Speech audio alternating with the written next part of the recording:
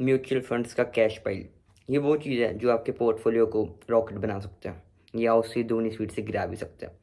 तो सबसे पहले हम समझते हैं कि ये कैश पाइल होता क्या है और इसका मतलब क्या है। तो ये जो कैश पाइल है ये वो अमाउंट है जो म्यूचुअल फंड्स इन्वेस्ट नहीं कर रहे हैं।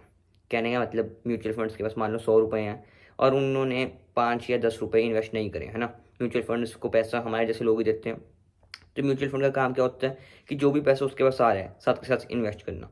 और अगर म्यूचुअल फंड्स ये पैसा इन्वेस्ट नहीं करे तो हम इसको सिंपल भाषा में बोलते तो कैश पाइल बोल देते हैं। तो अभी एक बड़ी बात है जो ये है कि म्यूचुअल फंड्स ने अप्रॉक्स 1.7 लाख करोड़ इन्वेस्ट नहीं करे हैं। उनके पास 1.7 लाख करोड़ कैश में पड़े हुए हैं और ये बनता है टोटल 5% उनकी टोटल एसेट्स का, जो कि बहुत बड़ा अमाउंट है और बहुत टाइम के बाद ऐसा हुआ है।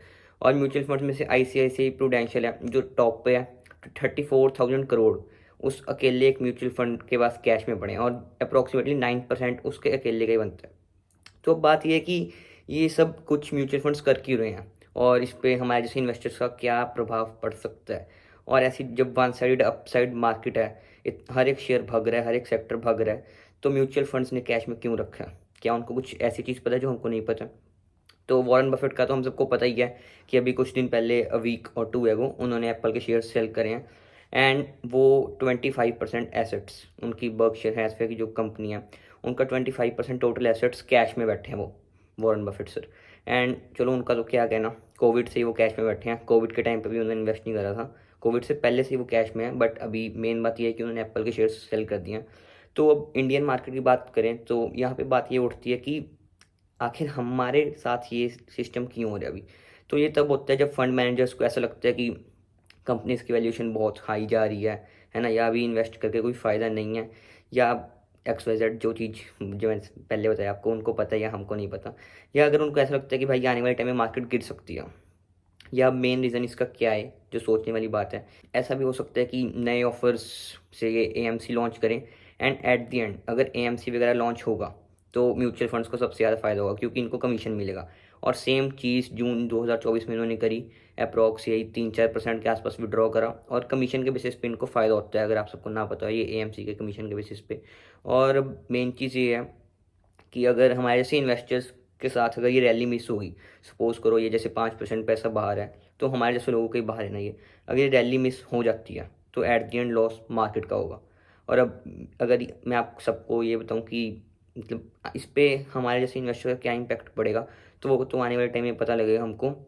अगर ये चीज़ होती है कि FPI FIIs वगैरह सेलिंग करते हैं और मार्केट गिरती है तो ये एक अच्छा पॉजिटिव इम्पैक्ट भी हो सकता है इन्वेस्टर्स के लिए, क्योंकि फिर म्यूचुअल फंड्स को एक अच्छा मौका मिलेगा इन्वेस्ट करने के लिए।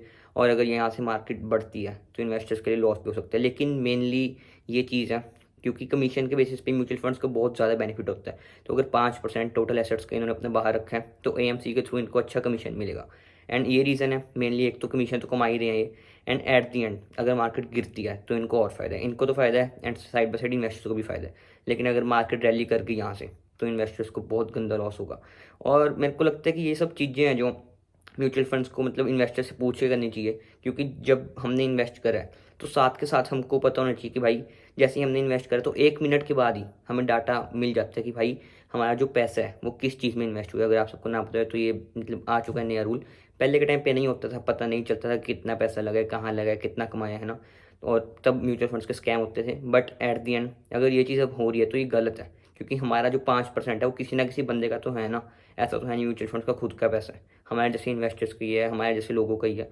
तो लेट्स सी क्या होता है आने वाले टाइम में कि इसका इम्पैक्ट इन्वेस्टर्स के लिए फ़ायदेमंद है या नुकसानमंद है।